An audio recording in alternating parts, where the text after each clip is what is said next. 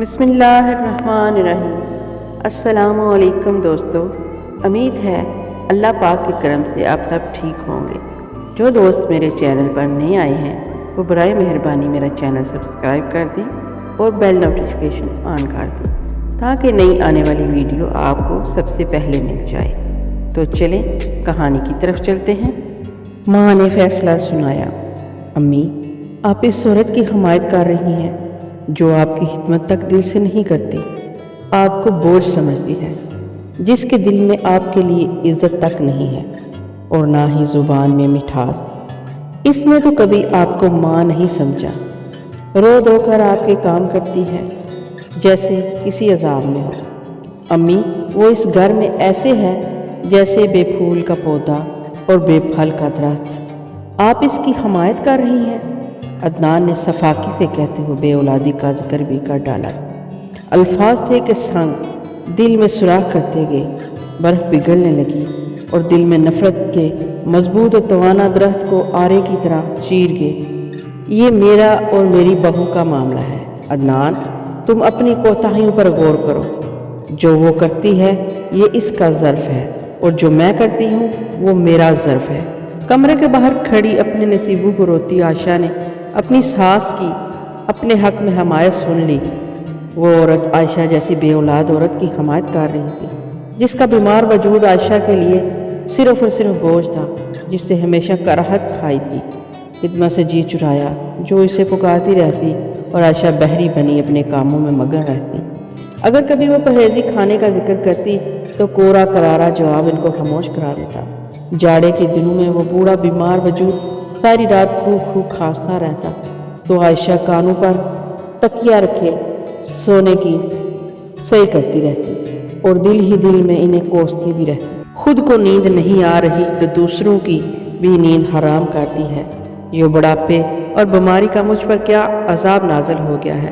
اپنے کہے الفاظ اسے شرمندہ کر کے آنکھوں سے ندامت کا پانی گرنے لگا۔ وہ سر تپا اس میں ڈوب گئی۔ اندر اس کی سانس کھانستے ہوئے بمشکل اپنی بات کر رہی تھی۔ مجھے کوئی ضرورت نہیں ہے تمہارے جیسے نافرمان بیٹے کی، جو ماں اور بیوی کا نہ ہو سکا وہ کسی اور کا کیا ہوگا۔ تم یہاں سے چلے جاؤ، ہم جی لیں گے تمہارے بغیر۔ یہ الفاظ اور فیصلہ ہرگز عام نہ تھے۔ الفاظ کی گہرائی نے عائشہ کو مزید پچھتاوے کی زمین میں گاڑ دیا۔ پشیمانی حد سے بڑی تو قدموں نے وجود کا بوجھ اٹھانے سے انکار کر دیا۔ وہ بامشکل اپنے کمرے میں پہنچی۔ اپنی صفاقی اور لاپرواہیوں کا رجسٹر اس کے سامنے کھلا ہوا تھا اور وہ انہیں بچشم نم دیکھ رہی تھی۔ آج اس موقع پر اس کی ساس چاہتی تو اس سے اگلے پچھلے سارے حساب بے باک کر لیتی، مگر انہوں نے اعلیٰ ظرفی کی انتہا کر دی۔ عائشہ کی آنکھوں میں نمی تہرنے لگی تھی۔ عدنان کی بے وفائی نے اتنا گہرا زخم دیا تھا کہ عقل ہر غلطی ہر بات تسلیم کر رہی تھی۔ اس کا ضمیر غلط کو غلط اور صحیح کو صحیح بتا رہا تھا اور وہ تائیدی انداز میں اعتراف کے پل سراج سے کو پار کیے جا رہی تھی۔ خو نکاہت بھری آواز کانوں میں پڑی تو ہمیشہ کی طرح اس نے بے نیازی کی ردا نہیں اوڑھی بلکہ برق رفتاری سے آواز کی جانب لپکی۔ انداز میں خوف اور دماغ میں ایک ہی سوچ سمائی ہوئی تھی کہ کہیں دیر نہ ہو جائے، وقت ہاتھ سے نکل نہ جائے اور وہ کیف و دست ملتی رہ جائے۔ وقت نے اسے ایسی چوٹ لگائی تھی کہ وہ سنبھل گئی تھی، کیونکہ وہ جانتی تھی کہ چوٹ تو پھر ٹھیک ہو ہی جاتی ہے، زخم کب تک ہرا رہے گا، آخر بھر ہی جائے گا۔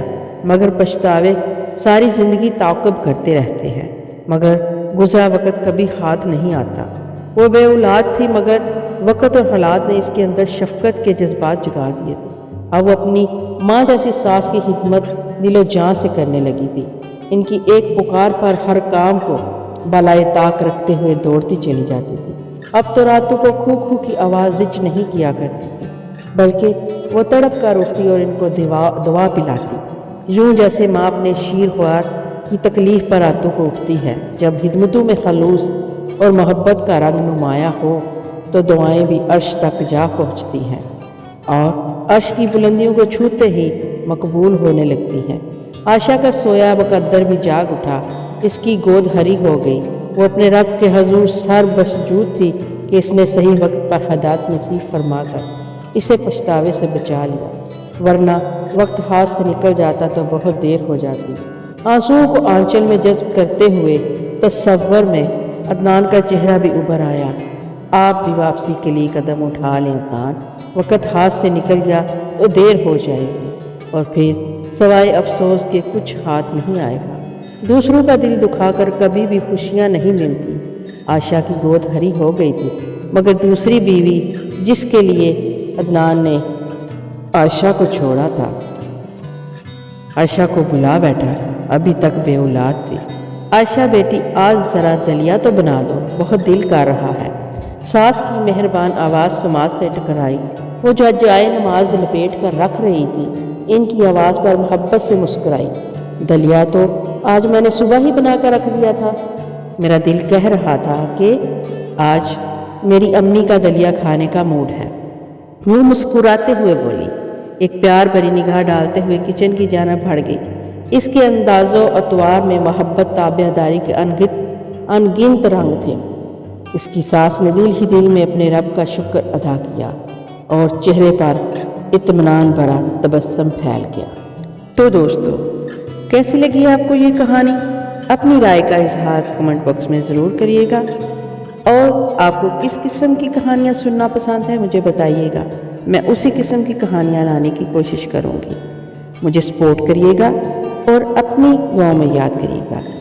اگلی کسی کہانی تک کے لیے مجھے اجازت دیجیے، پھر ملیں گے۔ اللہ حافظ۔